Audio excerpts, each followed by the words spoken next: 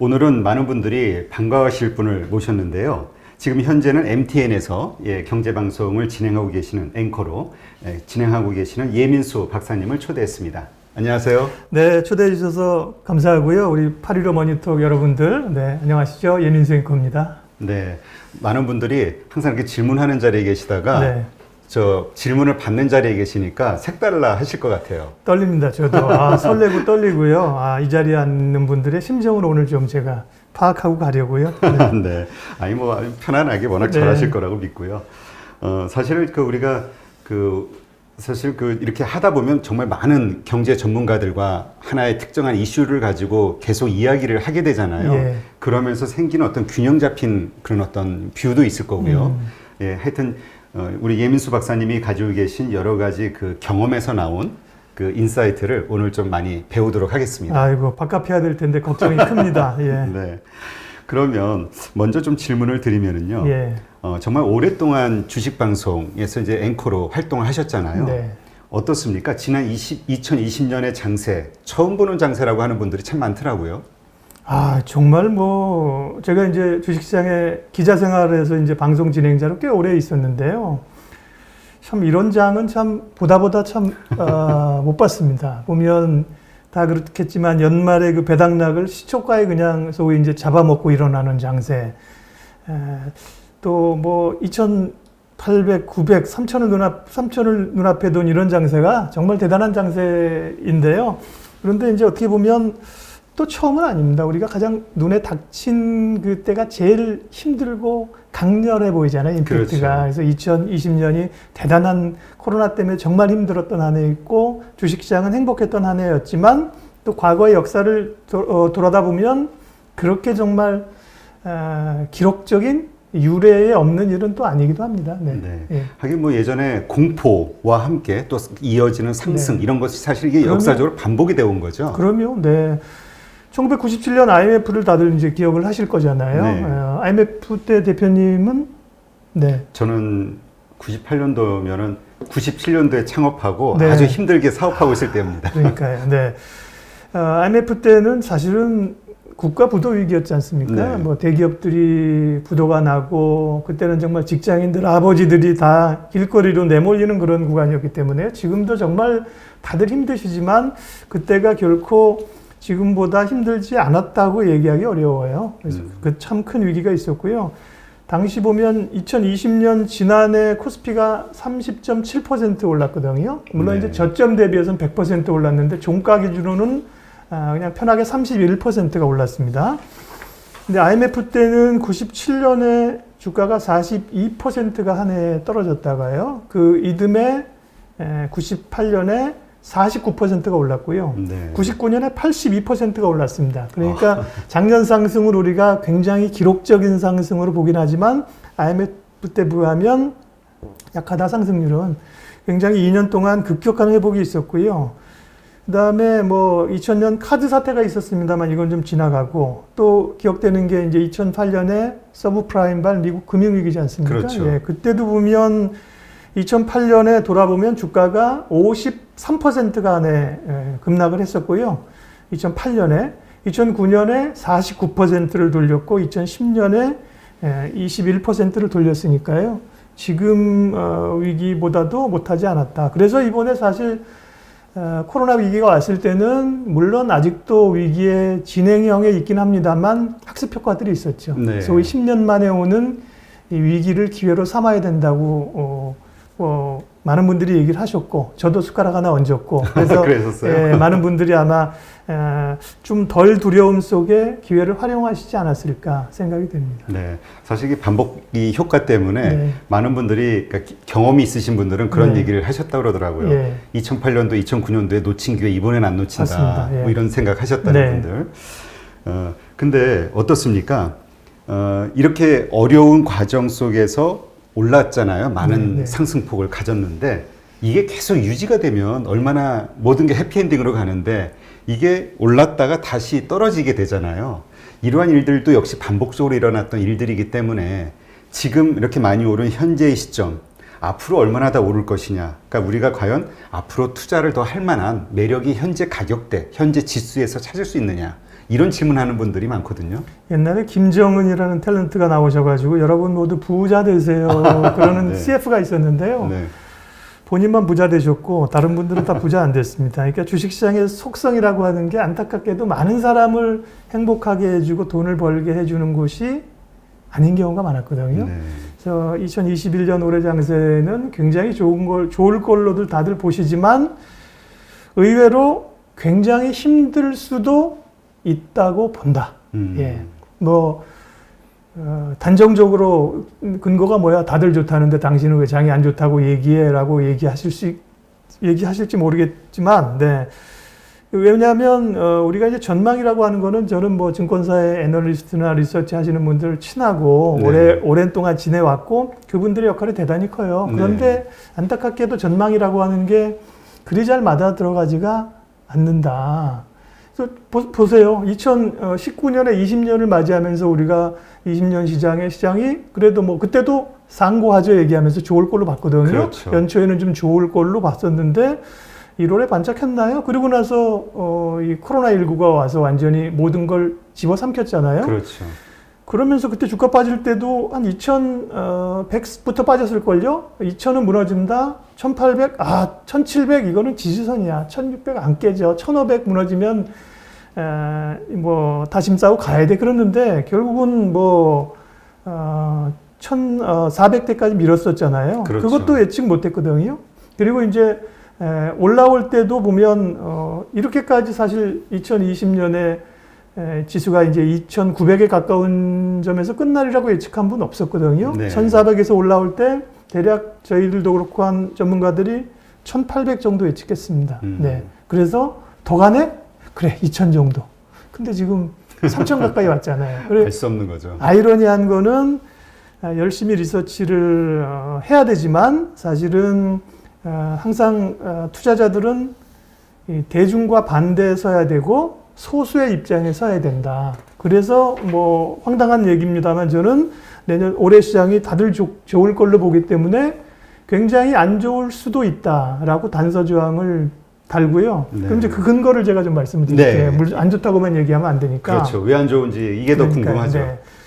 그러니까 이제 시장은 늘 소수를 행복하게 해줘요. 돈은요. 그리고 이제 역발상을 해야 되는 거거든요. 항상 소수의 입장에 서야 되는. 근데 그게 이제 좋은 방법이 역발상입니다. 역발상. 네. 반대로 생각하는 건데요. 근데 무조건 반대로 생각하면 투자에 성공하는 게 아니라 좀 표현이 거칠어서 죄송한데 무조건 반대로 하면 바보가 됩니다. 네. 다들 다들 아니라는데 노하니까 네. 예스 하니까. 네. 그러면 사실은 근거가 없잖아요. 무조건 네. 반대로 하면요. 그래서 이제 역발상의 방법을 하나 저도 적용하고 말씀을 좀 드리면요. 험프리 닐이라는 역발상의 기술이라는 책을 지은 분이 그런 얘기를 합니다. 정반합의 원리를 적용해봐라. 자, 네. 이게 중립입니다, 여러분. 올해 지금 시장이 지금 뭐 3,000, 거의 3,000 왔는데 여기 있습니다. 그리고 여러분들 보시기에 이제 오른쪽으로 가는 게 이제 상승 쪽으로 가겠죠? 지금 굉장히 시장이 좋을 걸로 보는 분들이 굉장히 많습니다. 그렇죠. 이렇게 많죠? 네. 그러면 일단은 무조건 반대로 보는 거예요. 시장이 굉장히 안 좋을 수 있다고 보는 겁니다. 보고 나서 거기서부터 이제 진짜 그런 줄을 거슬러 올라오는 거예요. 정말 안 좋을 수 있다? 왜 안 좋지? 그럼 코로나 변종이 뭐 나타날 수도 있지 않아요? 그 다음에 또 우리가 모르는 사태가 나타날 수도 있는 거고, 경기 회복이 생각보다 더딜 수도 있는 거고, 공매도도 또, 이제 재개가 될 거고요. 환율이 흔들릴 수도 있고, 또 중국이랑 미국이랑 무슨 짓을 할지 모르잖아요. 그런 얘기를 하게 되면, 이제, 좀 설득력이 있다가, 그래도 그렇다고 장이 완전히 망가지겠어? 그렇진 않겠지. 뭐, 변종이 있어도 넘어가지 않겠어? 경기는 서서히 좋아지지 않겠어? 하면서 극단에서 여기까지 옵니다. 네. 예, 그렇기 때문에 결국은 이 변동성이 있을 수 있다는 역발상. 그래서 정, 반, 합을 합치면 그 지점을 찾는다는 거거든요. 역발상 논리가. 그런 점에서 사실은 굉장히 좋지만 변동성도 클 수 있고 투자자들은 지금 주가가 막 올라서 아드레날린이 막 분비됨과 동시에 상당히 한쪽으로는 긴장을 해야 됩니다. 사실. 그렇죠. 그러니까 네. 사실 지난해에도 정말 많은 분들이 이럴 것이다라고 믿었던, 네. 이야기했던 전문가분들이 예. 특히 금융 쪽에 근데 안 맞은 경우가 별로 없거든요. 아, 그러면 거짓말 하시는 건 아니고요. 네. 뭐 성실하게, 왜냐하면 투자는 미래를 상대하는 게임이거든요. 미래를 누가 알겠습니까? 그렇죠? 예측할 수 있는 변수만 볼 수밖에 없는 거죠. 네. 네. 근데 사실 어떻게 보면 합리적인 그런 네. 이야기들, 그러니까 뭐 예를 들어서 무슨 그 뭡니까 미국 대선 문제라든가, 네. 그 다음에 또 그 트럼프의 그 의회 그 저 공화당과 민주당 간의 합의가 잘 안 되는 거, 이러저러한 것들이 상당한 그 리스크 요인으로 이야기를 했는데 또 네. 그렇게 적용은 됐어요. 네. 그럼에도 불구하고 별로 시장은 영향이 없는 거죠. 그 시장이 답인 거죠. 네. 시장이 어떻게 반응할지를 우리가 예측은 합니다만 시장이 반응하는 건 시장 맘이죠. 네. 그래서 이제 시나리오를 세우는 게 좋은 것 같아요. A 시나리오, B 시나리오, C 시나리오 확률을 좀 스스로 걸어놓게 되면 대응이 좀 편할 수 있을 것 같습니다. 네. 그래서 지금 말씀하신 대로 정말 올해 한 해도 네. 상황이 어떨 것이냐 한번 시나리오를 맞춰놓고 좋을 때, 그저 그럴 때, 안 좋을 때 여기에 이제 어떻게 대응할 것이냐도 한번 생각해 보는 게 필요하겠네요. 네. 그리고 이제 뭐 늘 반복입니다만 항상 사람이 적은 쪽에 서야 된다. 네. 하긴 그 예수님도 그러셨다면서요. 좁은 길로 가야 구원의 네. 문이 있다고. 그렇습니다. 네. 그러면 지금 이제 경제 방송을 앵커를 하시면서 이제 그 많은 이슈를 다루셨을 텐데 예. 가장 올해 좀 뭔가 마음에 그 담아두는 주목하는 이슈가 있다면 어떤 게 있으실까요? 2021년 올해요. 네. 네. 뭐 공통적인 거는 이제 유동성과 금리 얘기들 많이 하시잖아요. 네. 그다음에 경기 얘기, 달러의 향방 이런 얘기를 많이 하시고요.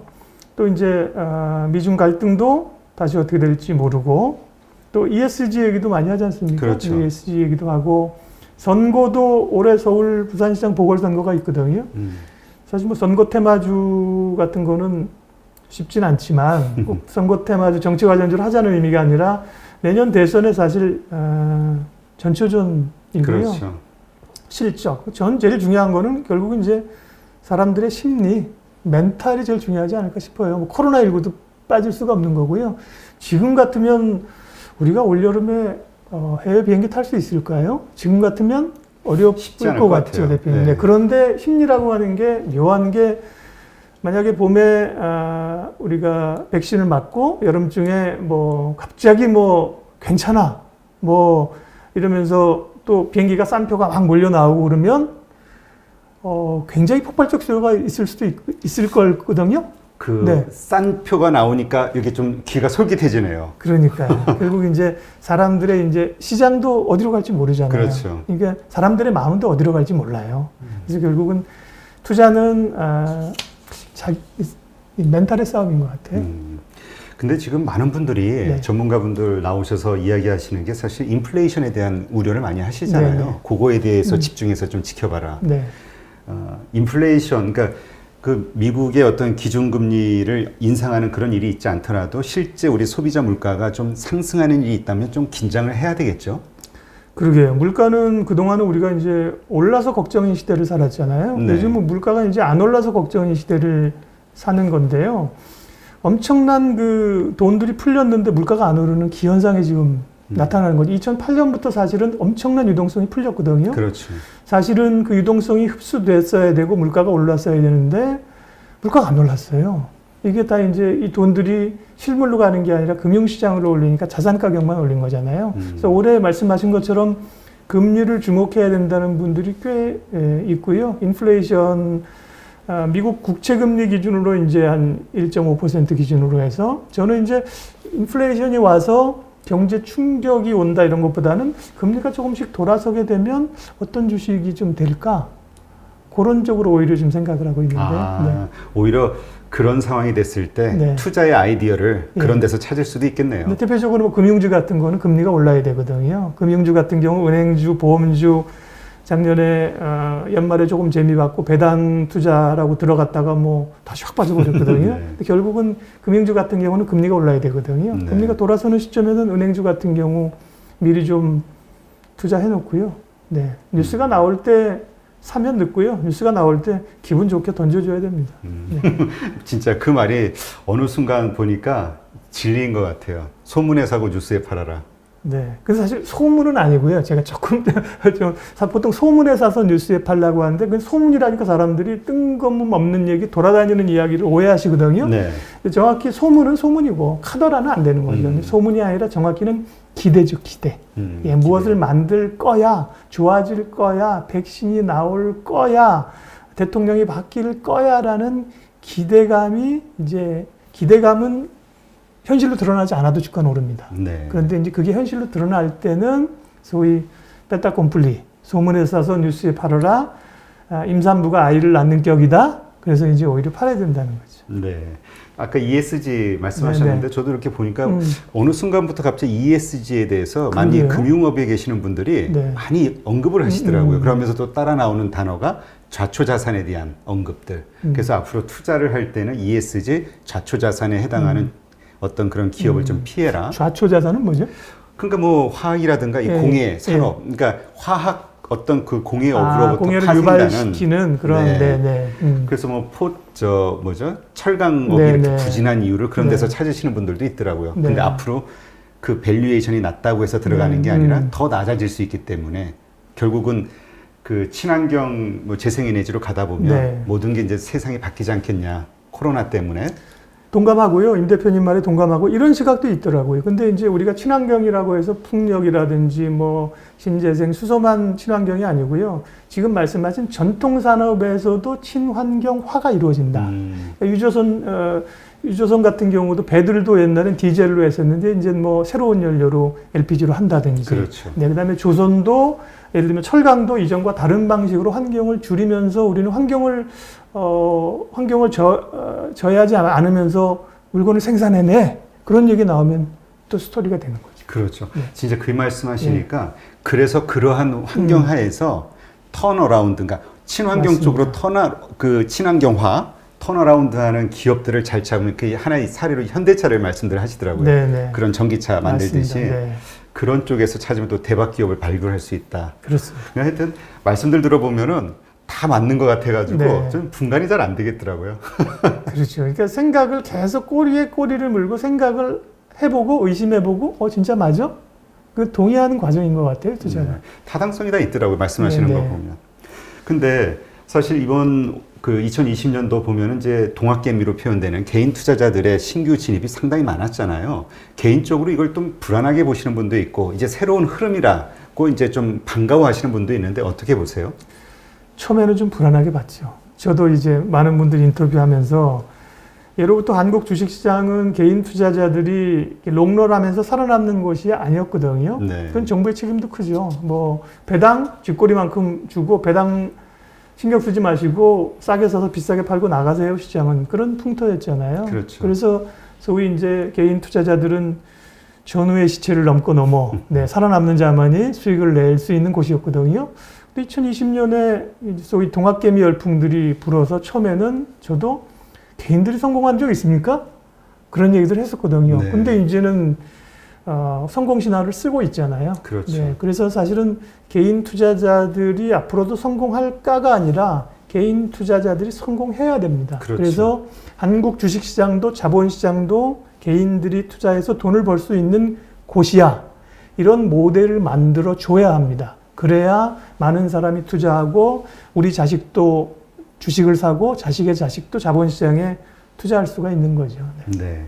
그렇다면 지금 기대하시는 대로 개인들이 이 주식 투자에서 그 승자가 되기 위해서는 어떤 것들이 좀 필요하다고 보시나요? 네.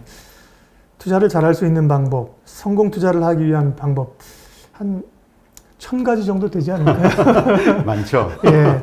그래서 아마 투자를 해보신 분들은 굳이 뭐 어떻게 투자하는 게 옳다라고 얘기를 드릴 필요가 없고요. 사실 다 알고 있거든요.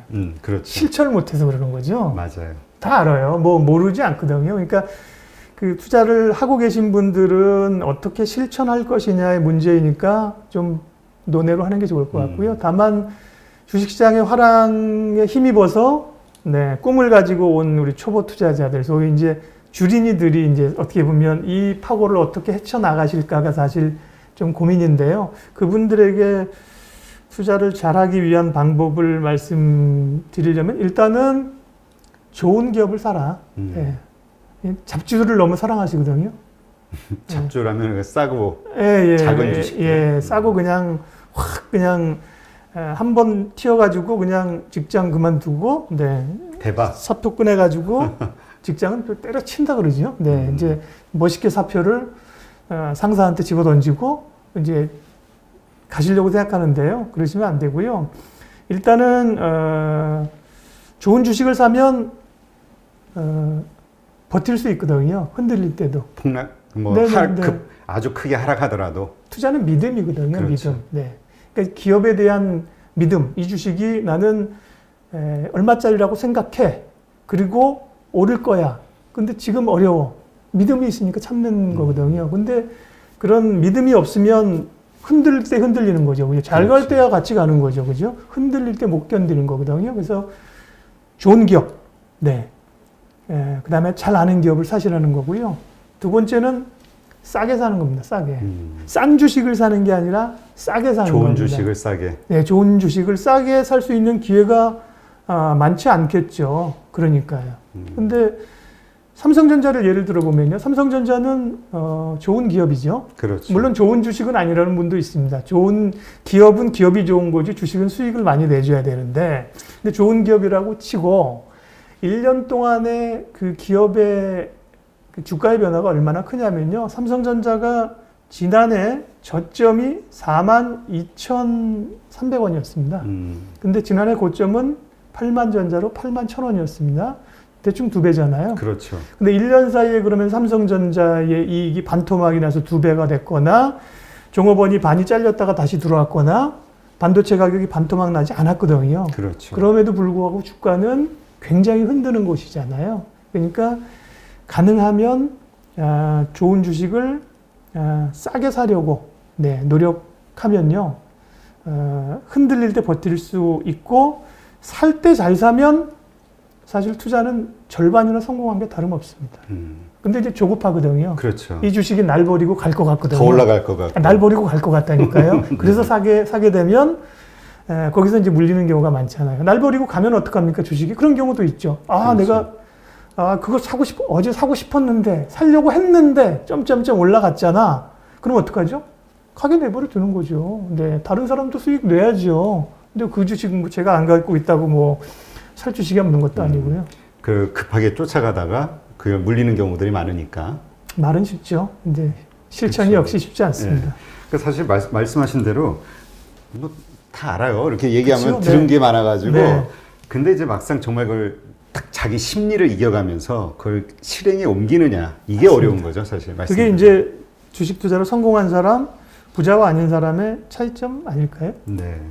지금 많은 분들이 그 걱정하는 게 지금 시장에 새로 들어온 분들은 경험한 게 상승장밖에 없단 말이죠. 예. 그러니까 주식 시장은 이렇게 잠깐 떨어졌다가도 상승하는 거고 뭐 이렇게만 아니까 그렇지 않다라는 거를 경험이 많으신 분들은 알잖아요. 그럼요. 떨어질 네. 땐 또 무섭게 떨어진다는 네. 거. 그리고 오랫동안. 그래서 걱정하시는 게 이분들이 더군다나 비투해 가면서 하는 이 상황, 그리고 하락장에 대한 경험이 없다는 거, 그 공포를 잘 모른다는 거, 이거에 대해서 걱정하시는 분들도 많이 있더라고요. 대단히 중요하신 말씀을 하셨네요. 1년에 365일 중에 이제 우리가 일주일에 5일 거래하지 않습니까? 그럼 5일 거래하면 52주면 대략 한 250일 정도 되겠네요. 그죠? 네. 250일 중에 주가가 오르는 날이 얼마나 될까요? 평균적으로 보면 물론 뭐 절반? 반 안 될 겁니다. 그리고 시장이 제가 사실 불과 작년 급락할 땐 말할 것도 없고요. 그 전에도 뭐 주가가 떨어질 때 시청자들을 위로하려고 그 투자의 그 대가들의 이야기를 굉장히 많이 제가 위로하려고 사실은 전해드렸습니다. 그래요? 주가가 반토막 나는 일은 100년에 한 2번쯤 있는 일이다. 괜찮습니다. 떨어지면 주식을 더 싸게 살 수 있는 기회입니다. 이런 얘기를 많이 얼마 안 되거든요. 근데 지금은 이제 다들 흥분해 있잖아요. 그렇죠. 근데 물론 수익을 내야죠. 근데 떨어질 수도 있다는 거를 염두에 두시면서요. 떨어지는 변동성을 어떻게 이길 거냐. 네. 포지션을 구축해 놓을 수도 있고요. 요즘은 이제 트레이딩 하시는 분들은 매수가 사서 이제 자동 매매가 나가서 수익을 자를 수 있도록 하시면 되고요. 그것보다 더 좋은 건 정말 좋은 기업을 싸게만 살 수 있다면요. 결국 이제 변동성을 흔드는 걸 지금은 안 흔들잖아요. 네. 시장은 주식은 사실은 외람된 얘기지만 내가 잘해서 주식을 잘 추천해서 아닙니다. 시장은 왜 오르느냐고요? 시장이 먹여주는 겁니다. 종목은요. 근데 좋은 기업을 가지고 변동성을 이기고 소위 이 왕관의 무게를 견뎌야 됩니다. 그 흔드는 걸 이길 수 있어야 수익이 나는 거죠. 그렇죠. 그렇지 않다면 사실 누구나 쉽게 볼 수 있다면 이 게임이 이렇게 될 수 없는 거잖아요. 그렇죠. 예. 하긴 뭐 이제까지 뭐 정확하진 않지만 데이터가 개인 투자자들이 주식 시장에서 돈 버는 확률이 뭐 돈을 잃는 확률이 네. 뭐 80% 90% 이런 얘기들 많이 하잖아요. 장기적으로 보면 그것도 안 되지 않을까요? 예, 그러니까- 롱텀리 보면. 네. 예. 그러니까 결국은 그 돈을 얻는 분들보다는 잃는 분들이 훨씬 많다는 얘기니까 예. 하여튼 신중하게 그리고 작년은 뭐 이렇게 점핑하는 그게 있었지만 올해는 오른 상태에서의 한 해이기 때문에 말씀하신 대로 좀 많이 조심해야 되지 않을까 이런 생각이 드네요. 네. 조심하라고 주식을 또 안 가질 수도 없고 참 쉽지 않습니다. 네. 그 대부분 이렇게 얘기하시는 거 보니까 비투하지 말라고 그러더라고요. 지금 상황에서는 비투하는 게 아니다 이런 이제 얘기 하시더라고요. 견디기 어렵잖아요. 네. 그러니까 조금이라도 수익률을 더 높이기 위해서 네. 조금이라도 그 레버리지를 써서 뭔가 이익을 극대화하려는 네. 욕심이 안 생길 수가 없죠. 다 오르니까. 안 들립니다. 그런 얘기해도 비투하지 말라고 하면 뭐 모르셔서 하는 얘기고요. 저는 달라요. 네. 누구나 자기가 주인공이니까. 네. 잘 하시면 되죠. 뭐 비투도 뭐 제가 비투에서 성공한 분들도 많이 봤습니다. 아, 그래요? 우리 강방천 회장님 같은 경우, 아. 네, 그런 분도 강 회장님 같은 경우도 원래 증권사 계셨는데요. 그 당시 쌍용증권에 이제 IMF 나면서 그 우선주나 자기 회사 주식이 너무 싸니까 그 레버리지를 하셨거든요. 그 성공한 지금 그 금융업계 유명한 그 CEO가 되셨잖아요. 그러나 네. 할 수 있는 사람이 하는 거죠. 그분은 아주 유능한 그 금융면의 자질을 가지고 계신 분이라 그렇지 않을까요? 예. 평범한 분들은 좀 쉽지 않을 것 같은데. 그러면 네. 네, 하여튼 우리 예민수 앵커님이 말씀하신 이러한 시장의 전반적인 짚어봐야 될 부분들을 한번 잘 참고하셔서 흥분하신 분들이라면 조금 침착하게 가라앉히고 올해장을 좀 보셨으면 좋겠네요. 이게 인간 본성이기 때문에 참 힘들어요. 네. 맞아요. 주식이 오를 때 사고 싶을까요? 떨어질 때 사고 싶을까요? 오를 때 사고 싶죠. 당연히 오르고 빨간불 오르면 사고 싶거든요. 근데 반대로 해야 되거든요. 네. 주가가 팍 떨어질 때 사야 되거든요. 오를 때 언제 팔지 생각해야 되는데 인간의 본성을 거슬려서 해야 이제 투자에 성공할 수 있기 때문에 어려운 거죠. 그렇죠. 네. 하여튼 올 한 해 인간 본성을 거스리는 네. 해가 되시기를 바라겠습니다. 강물을 거슬러 올라가는 저 힘찬 연어처럼. 네, 멋있는데요. 거슬러 올라가십시오, 여러분. 네. 네.